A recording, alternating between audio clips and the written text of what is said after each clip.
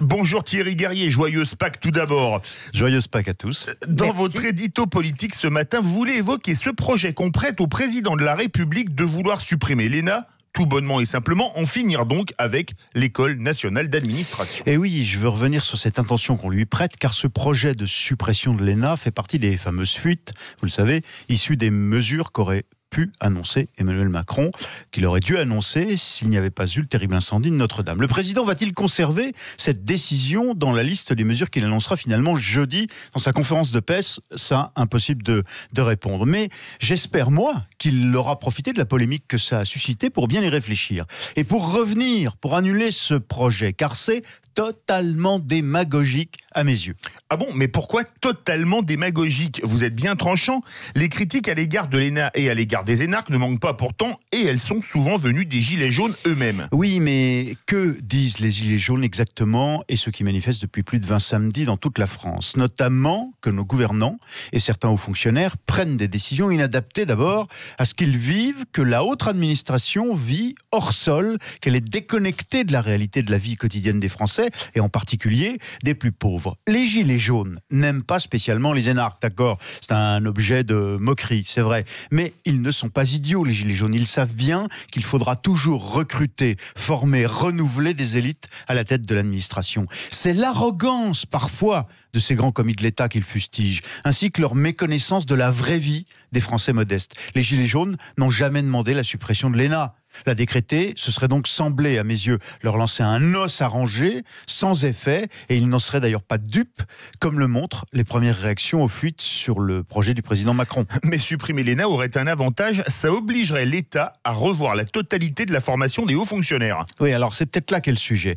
Quelles sont les critiques principales, revenons-y, qui sont faites aux énarques? D'abord, d'être devenus les énarques une caste arrogante qui n'écoute ni les objections, qui n'a aucun doute, jamais, qui n'écoute pas non plus les idées venues d'ailleurs. Ensuite, deuxième objection, être une caste inaccessible aux plus modestes, à d'autres classes de la société française. Donc une classe qui ne se renouvellerait pas, c'est ça le plus important. Eh bien, il y a du vrai dans cette double affirmation. Songez qu'en 1949, au sein d'une des premières promotions de la toute nouvelle ENA, qui est née après la Seconde Guerre mondiale, eh bien, 2/3 des élèves étaient issus des catégories sociales les plus modestes. 2/3, on a fait une étude sociologique très précise, les anciens élèves ont fait ça. Alors qu'aujourd'hui, 70 ans plus tard, il n'y a plus que 2 à 3% au mieux de filles et de fils d'ouvriers et d'enfants des classes très modestes parmi les étudiants admis à l'ENA. Voilà, ces chiffres parlent et montrent bien que la question n'est pas l'existence même de l'École nationale d'administration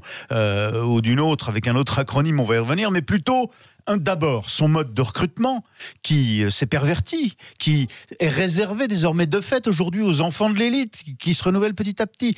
Et puis il y a un deuxième aspect très important qu'il faut citer, c'est le monopole d'accès de l'ENA au grand corps de l'État, qui entretient une situation néfaste d'entre-soi. Et évidemment, cet entre-soi a coupé une partie de cette petite élite de la réalité. Une partie seulement, parce qu'il y en a quand même qui sont très bons humainement et sociologiquement et qui regardent les faits. Mais alors, si l'ascenseur social qui fonctionnait bien en 49 s'est grippé 70 ans plus tard, comment faire pour le rétablir? Eh bien, c'est ça l'enjeu, l'ascenseur social. Il faut absolument, d'abord, que l'ENA, nouvelle version, peu importe son nom, intègre en son sein toutes les couches et toutes les diversités de notre nation. Ça passe par un plus grand volontarisme pour pousser, par exemple, les élèves les plus brillants des classes modestes à se lancer, par exemple, dans la politique ou tout simplement dans la haute fonction publique. Et puis, il faut aussi que les grands corps soient accessibles à d'autres cursus que celui exclusif de l'ENA. Songez qu'un jeune Français, fille ou garçon, qui va aujourd'hui étudier,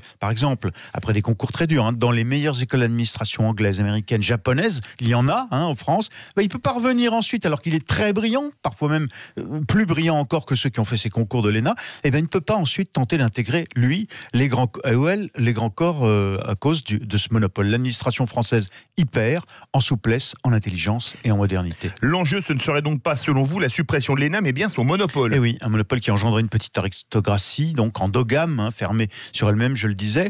Et puis, faisons un peu d'histoire. Les Républicains ont toujours essayé d'avoir une école qui renouvelle l'élite. La première école d'administration républicaine a été créée par un ministre de l'Éducation publique de la Deuxième République en 1848. Hippolyte Carnot. Quelques années plus tard, elle a été supprimée par Napoléon III, rétablie par le Front populaire et Léon Blum. Et enfin, ce sera le général de Gaulle une troisième fois qu'il la renouvellera ou va la créer réellement en 1945. Merci beaucoup Thierry de Guerrier. L'ENA deviendra peut-être l'ISF. Ceux qui demandaient le rétablissement de l'ISF seront probablement très heureux. Institut supérieur des fonctionnaires. Quel acronyme ridicule.